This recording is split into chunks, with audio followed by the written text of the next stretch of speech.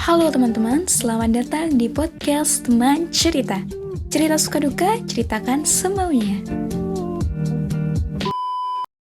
Halo. Jadi sekarang aku sama cewek lagi nih. Jadi aku langsung perkenalan toh? Belum. Iya makanya. Pede banget dia. Iya maaf. Kan harus dipersilakan toh? Oh iya silahkan. Enggak. Ya silahkan gak apa-apa sekarang. Halo teman-teman, namaku Nilu. Tapi aku sering dipanggil Nonik sama mbak-mbak, sama mas-mas dan teman-teman di sini. Kenapa kok bisa Noni? Karena dulu panggilan dari mama, panggilnya Monik, itu dari Bali. Terus teman-teman overheard jadi Nonik. Keterusan sampai sekarang, jadi dipanggilnya Nonik. Aslinya? Nama asli? Nama panjang? Ha-ha. Nama panjangku Nuzul Rizky Niluh Nur Syaifi. Gak ada ngon-ngonnya sama Nggak sekali? ada sama sekali. Berarti Nilu terus diterusin jadi Noni? Sebenarnya Monik? Oh ya udah. Oke, di sini jadi aku sama dia tuh mau bahas tentang relationship yang ada dalam family. By the way, ini Noni itu anak tunggal dalam keluarganya. Yep. Dan kalau aku versi anak terakhir sih. Jadi mungkin kita nanti bisa sharing tentang itu. Mungkin ada kemiripan maybe. Oh. Terus yang bikin statement anak tunggal itu kan banyak banget ya. Kayak anak tunggal itu manja, anak tunggal itu nggak bisa apa-apa, selalu apa-apa orang tua ya. Dan menurut kamu itu bener nggak? Oke, mungkin kalau ada yang bilang orang-orang itu ngiranya anak manja, anak ini memang benar. Mungkin memang benar, tapi kita jadi orang kan nggak bisa nentuin kamu lihat aku kayak gini ya, gitu kan nggak bisa. Jadi memang pasti banyak orang yang mikir seperti itu.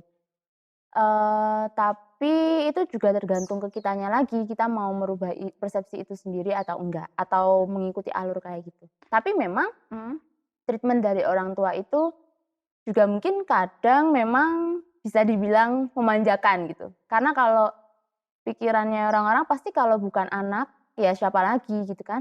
Ya itu, memang benar. Tapi kamu merasa kamu menjadi anak manja nggak di keluarga ini?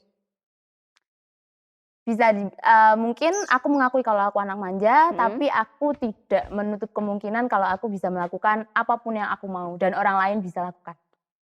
Berarti kamu tidak semanja itu sebenarnya? Iya. Bagi kamu? Tapi orang-orang masih ngejudge gitu? Ya mungkin ada, pastilah.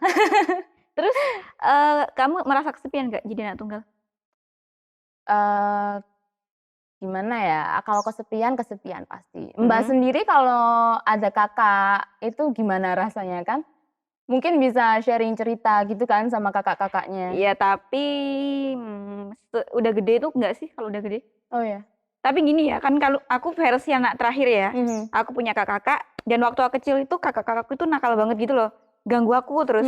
Jadi ketika udah gede dan dia udah sibuk sama urusannya masing-masing, aku rasanya lega banget. Nggak kayak kamu yang kesepian. Aku merasa akhirnya ini waktuku, tidak diganggu oleh siapapun. Kalau kamu? Jadi dulu itu aku sering dengar cerita, aku sih sendiri lupa kalau aku pernah mengatakan hal itu, tapi mama sama ayah suka cerita kalau dulu aku kecil itu saking aku kesepiannya, aku selalu minta dibeliin adik ke salah satu supermarket yang ada di kota. Saking aku desperate-nya sendirian. Terus? Jadi ya udah kayak gitu, tapi aku kayak masa sih aku dulu kayak begitu gitu. Nggak sadar.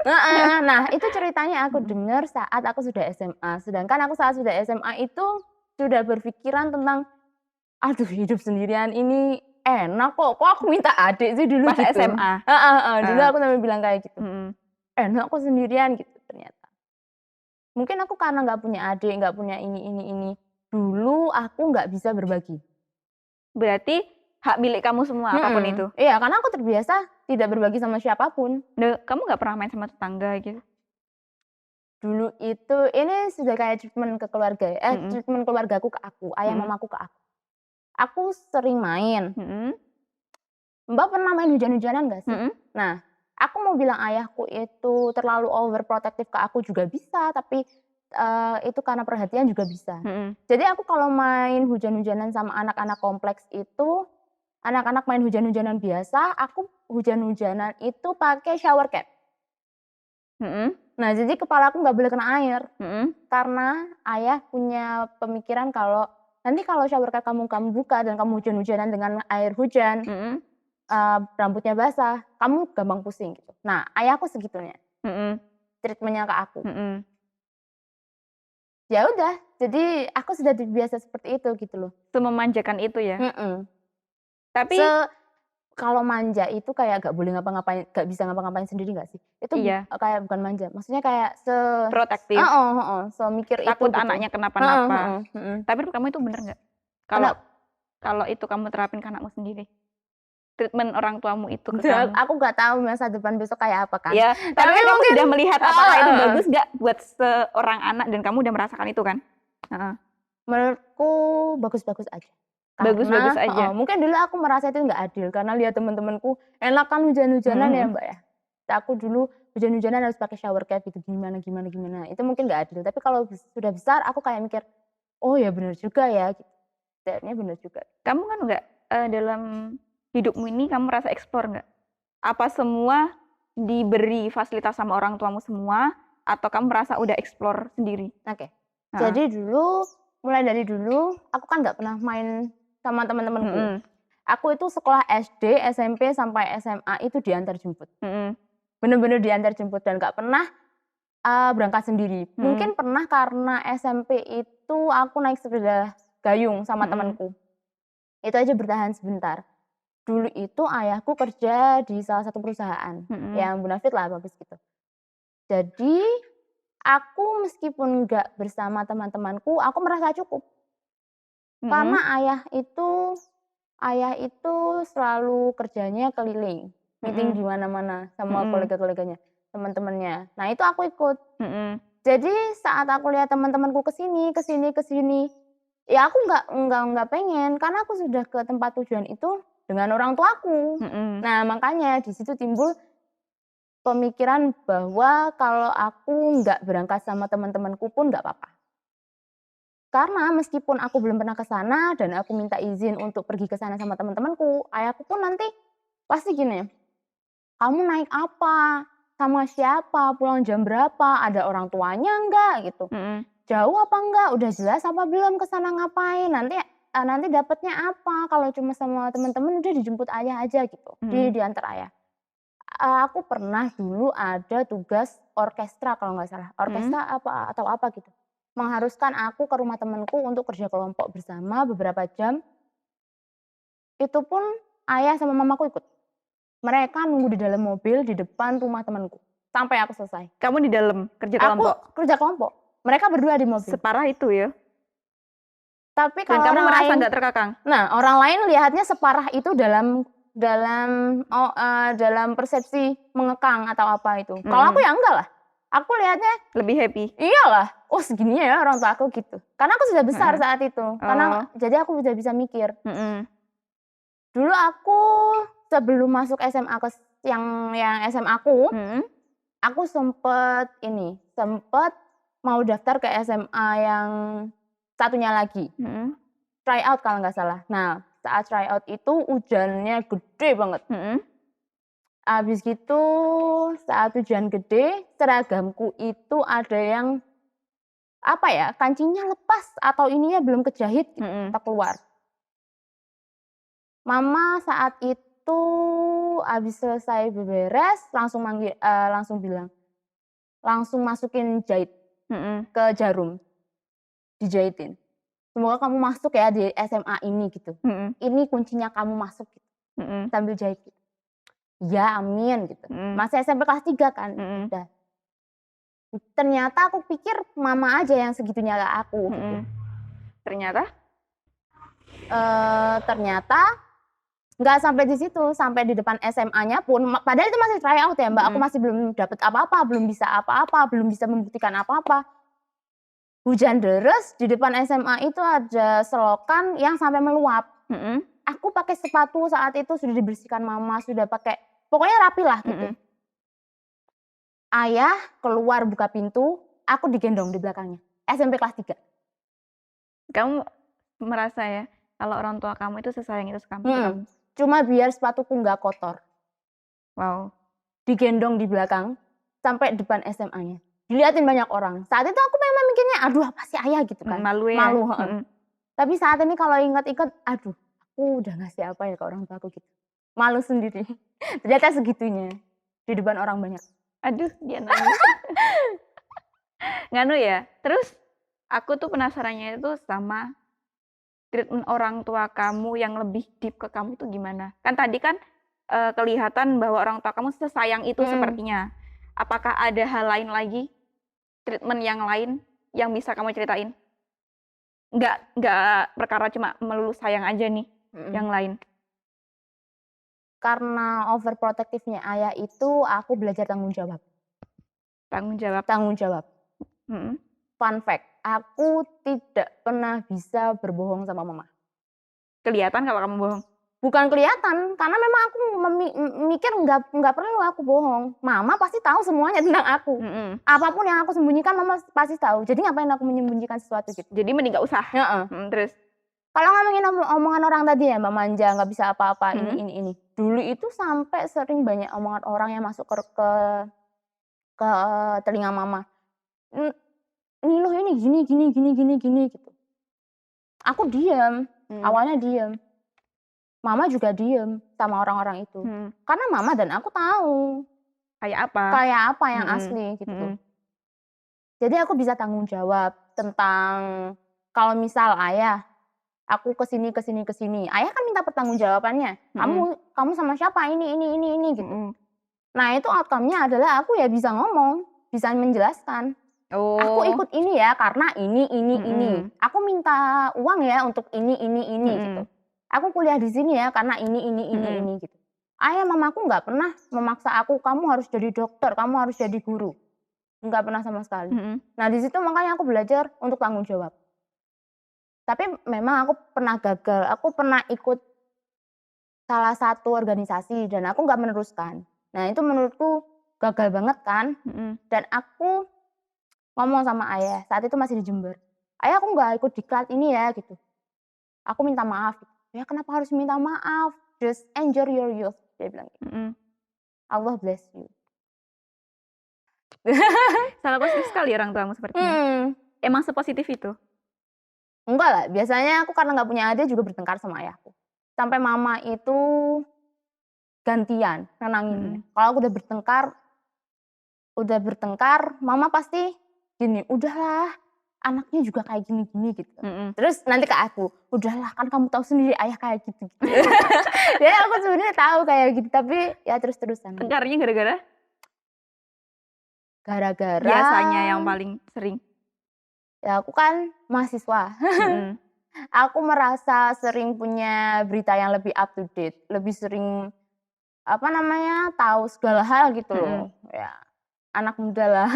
Terus? Makanya aku lebih sering debat masalah gituan? Debat sama sampai ngebantah gitu loh. Bukan ngebantah yang aku nggak mau tinggal di rumah ini lagi gitu, bukan. Tapi ngebantah tentang berpendapat. Nah gitu. Sampai marahan? Sampai marahan. Soalnya, bisa ya? Bisa lah. Soalnya ayah kalau belum kelar ngomong dia suka pergi. Terus kan nggak, kamu ketika menjadi anak tunggal itu merasa ada beban nggak? Beban, nggak tahu ini beban atau memang tanggung jawab. Tentang gimana kalau aku sudah punya tanggung jawab lainnya yang lebih penting. Kayak aku sudah berumah tangga dan tidak lagi bersama kedua orang tuaku. Berarti itu. Planning kamu ketika berumah tangga, kamu tidak sama orang tua kamu ataupun deketan rumahnya itu enggak? Aku nggak tahu, masih belum ada planning sama sekali. Makanya karena aku masih belum tahu planning apapun, makanya aku merasa itu sedikit menjadi beban pikiranku. Aku harus gimana besok gitu. Terus kamu ngerasa nggak? Kan kamu hanya anak satu-satunya ini ya. Apa yang kamu lakukan otomatis berdampak ke orang tuamu. Entah itu baik atau buruk. Kamu merasa beban nggak itu? Enggak. Orang tua aku selalu bangga dengan apapun yang aku lakukan. Aman sekali berarti? Aman sekali, karena aku juga nggak pernah melakukan yang dilarang sama orang tuaku. Aku nggak pernah membangkang sama orang tuaku. Jadi makanya aman? Jadi orang tuamu percaya juga kamu? Aku bisa pede ngomong kayak gitu bukan karena pede sendiri, tapi aku juga setiap hari cerita apapun ke mamaku, ke ayahku. apapun yang aku alamin. Dan semua opportunity yang masuk ke aku terima dari siapapun orangnya. Yang penting itu ada output baik buat aku. Sampai akhirnya aku bisa ngelesin, nge-private-in anak-anak, dapat income sendiri, bantu-bantu rumah. Itu juga menurutku outcome yang bagus buat aku. Dan itu sama sekali nggak ngerugikan orang tuaku. Kamu kan nggak sih, ketika jadi anak tunggal itu, ini tentang obrolan orang luar ya, itu merasa terganggu nggak dengan statement-statement orang-orang itu? Enggak. Kayak yang di awal tadi? Enggak. Sama sekali? Sama sekali. Ayah itu punya prinsip yang jalanin hidup kita, kenapa kita harus dengerin orang lain. Bagus. Gini, maaf ya bikin repot kalian gitu. Yang repot bukan kita tapi orang lain. Karena orang lain yang selalu cari-cari alasan buat ngomongin kita. Padahal kita main enjoy aja, makan enak, uang cari sendiri, nggak dari orang lain kok. Ya. Tapi so far treatment orang tua kamu ke kamu yang seperti itu feedback ke kamunya bagus nggak ketika kamu berhubungan sama orang lain? Kan kamu terbiasa dengan sifat disayang itu kan, merasa dimiliki sepenuhnya. Ketika sama teman kan teman beda kan, itu kamu merasa ada keresahan nggak ketika kamu sama teman? Kan nggak sefull itu kalau sama teman ataupun sama pacar. Ya mungkin sama pacar bisa ya, tapi kalau sama teman kan nggak bisa sefull itu kan? Karena aku yang mendapatkan itu dari orang tuaku, makanya aku yang ngasih itu ke teman-temanku. Kamu yang ngasih? Aku mencoba ngasih. Karena kalau aku mau ngomong ngasih, mungkin teman-temanku masih belum bisa merasakan. Atau mungkin aku juga pernah salah ke mereka gitu. Tapi aku juga mau tahu kalau aku juga berusaha menjadi yang baik gitu sama orang lain. Berarti walaupun kamu gak mendapatkan itu di teman-temanmu pun, kamu is okay? Gak apa-apa. Gak apa-apa? Karena kayak judul podcast yang kemarin. Apa? Cantik di orang yang tepat. Kamu baik di orang yang tepat. Bener sih. Iya bener. Iyalah. Kayak orang mikir kita manja, mikir kita nggak ngapa-ngapain. Itu ya terserah orang lain. Pasti ada salah satu atau beberapa banyak orang lain yang mikir kita baik. Meskipun kita kelihatannya buruk.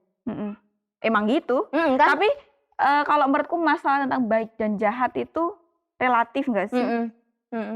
Orang berbuat jahat pun kadang karena alasan baik. Baik pun juga karena ada alasan jahat. Biasanya kan gitu kan, kayak nyogok, kayak kelihatan baik, padahal aslinya jahat gitu kan, gitu. Jadi kayak masalah baik atau buruk juga nggak terlalu peduli sama itu juga. Terus apa yang ingin kamu bicarain ke orang-orang tentang anak tunggal ini? Speak up bahwa anak tunggal itu nggak seperti ini loh, nggak semuanya seperti ini loh. Apa yang kamu ingin bicarain? Aku mungkin satu dari beberapa banyak anak tunggal di dunia di sini gitu. Tapi menurutku anak tunggal itu nggak selamanya mau didasar manja dan nggak bisa apa-apa. Tapi sebenarnya memang kita bisa semuanya. Karena kita juga punya tanggung jawab yang mungkin sama kayak kalian gitu yang lainnya. Sama kayak Mbak Dewi juga. Mungkin kita sama. Tapi beda value-nya, beda tanggung jawabnya gitu aja. Semua punya tanggung jawab. Karena kamu bebannya kamu tanggung sendiri, dengan aku kan bareng sama saudara-saudaraku kan. Nah nanti juga dari situ kita punya omongan lagi. Enak nanti kamu anak satu-satunya nggak perlu membagi ini loh gitu. Nah kan pasti ada omongan kayak gitu. Makanya selalu ada plus minusnya. Nggak bisa disamaratakan. Bukan apple to apple. Tapi so far kan ya, menjadi anak tunggal itu tidak seburuk itu bagi kamu. Baik di lingkungan keluarga maupun lingkungan luar. Iya. Keluargaku, kebetulan aku juga cucu pertama. Keluargaku pun, aku berani ngomong gini karena keluargaku lebih dekat daripada orang asing. Ngomong sendiri ke aku, dia bilang kayak gini, kamu tuh udah lebih dewasa loh, karena kamu sudah bisa ngasih contoh baik buat adik-adikmu. Tanteku sendiri yang ngomong kayak gitu. Iyalah, berarti aku kayak, oh alhamdulillah. Kamu menunjukkan bahwa kamu itu tidak semanja itu juga. Mungkin. Kamu bisa menjadi contoh. Soalnya kan ya emang aku nggak ngerti ya. Cuma emang di mindsetku juga gitu. Ketika anak tunggal itu sampai gede pun dia tetap kayak anak kecil. Aku merasa gitu. Tapi kamu merasa gitu nggak? Mungkin ya, karena aku harus masih sama kedua orang tua aku terus kan, merasa kayak gitu terus. Tapi kalau untuk melakukan sesuatu harus sama orang tua, apa-apa gitu kayaknya enggak lah. Aku Enggak. bisa melakukan sendiri. Kamu berarti udah bisa hidup sendiri sebenarnya? Enggak, belum. Karena Maksudnya kan enggak, maksudnya kamu bisa melakukan apapun survive, sendiri? kalau aku mau Iya. survive sendiri aku mungkin bisa. Iya, Heeh, heeh. heeh. Heeh. Tapi kalau untuk hidup sendirian ya belum lah. Aku masih mau menghabiskan waktu bersama dulu. Iya. Mumpung belum punya tanggung jawab yang lain. Apa itu kira-kira? Ya yang lain lah, keluar dari keluargaku. Ayahku dulu itu masih kerja di perusahaan itu gak pernah ngebolehin aku nyentuh namanya piring kotor sama setrika. Aku tanya, kalau menurutmu itu hal yang benar nggak? Nggak bener, dulu nggak bener. Tapi ayahku sama mamaku berani melakukan seperti itu karena mereka tahu kemampuan mereka. Maksudnya? Maksudnya Mereka ya, masih mampu tanpa bantuan kamu? iya, aku dulu pakai jasa orang gini gitu kan sampai lama. Ya kembali lagi, kamu mau mendobrak diri kamu sendiri atau mau tetap jadi anak manja gitu. Buktinya aku sekarang juga bisa dari kamu ngapa-ngapain. sendiri hal itu, bukan dari dorongan orang lain. Tentang apanya? Untuk mendobrak diri kamu dari diri sendiri. sendiri. Ya kamu harus punya pikiran, kamu besok kalau nggak sama orang tua kamu gimana gitu lah. Itu tapi dari kamu sendiri kan? Tapi kalau orang tuamu sebenarnya masih men-treatment kamu sebagai princess. Gak tahu. Iya kayaknya. Tapi enggak. Tapi mama itu kayaknya suka nggak tega. Mama itu masih nggak tega karena aku sudah punya kegiatan ini itulah. Gitu. Terus kalau aku bangun pagi capek, kelihatan capek gitu, dia selalu kayak gini, ini bajunya bawa sini aja mama yang cuciin gitu. Ya aku nggak mau lah, nggak enak rasanya kan. Udah nggak enak sekarang. Nah dari situ mungkin orang lain dulu bilang Niluh itu nggak bisa ini, nggak bisa itu, nggak bisa ini, nggak bisa itu. Sekarang aku bisa loh.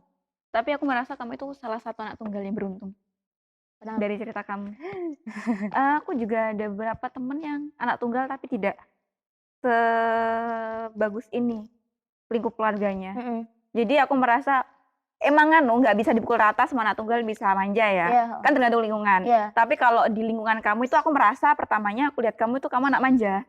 Karena keluargamu seharmonis itu gitu loh kelihatannya. Sama kamu saling jaga semua gitu loh. Ternyata kan kamu merasa aku nggak semanja itu juga gitu kan. Jadi aku merasa kamu itu the one of person yang beruntung. Alhamdulillah. Dan kamu mendapatkan juga itu feedback ke kamunya juga bagus. Kamu jadi person yang bagus sekarang.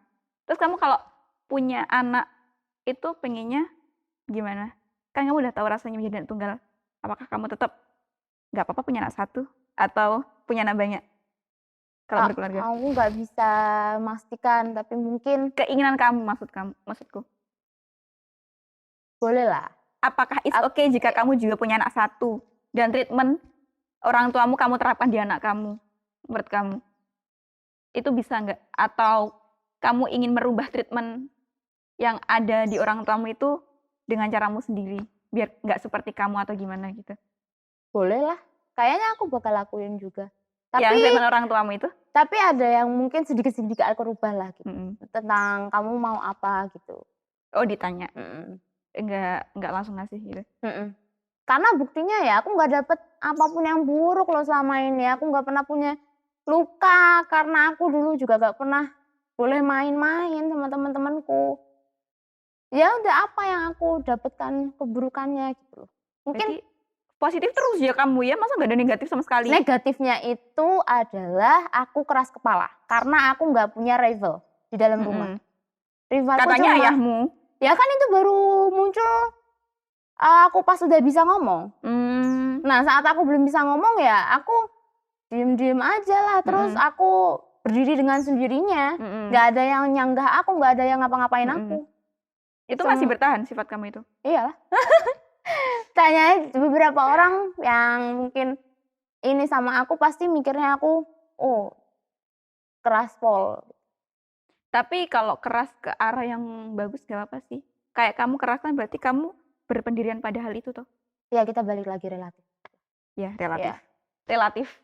gimana kita ketemu sama orang itu, Iya. kenapa kita ketemu sama orang itu pasti banyak berperan. Kita lihat orang lain. Anu juga sih, aku ada pelajaran juga, sikap kita ke orang, seumpama aku ke kamu gitu kayak gini, belum tentu aku ke orang lain kayak gini juga. Jadi tergantung orangnya, tergantung kamu memperlakukan aku bakal kayak kamu. Sebenarnya kan ke situ kan? Iya. Tergantung tetepan. Jadi, apa sudah segitu aja? Boleh. Sudah Kamu banyak cerita. kamu pengen say something nggak? Apa ya? Speak up tentang dirimu. Yang bikin berubah itu diri kita sendiri, sama cerita kita. That's right. Oke, bye-bye.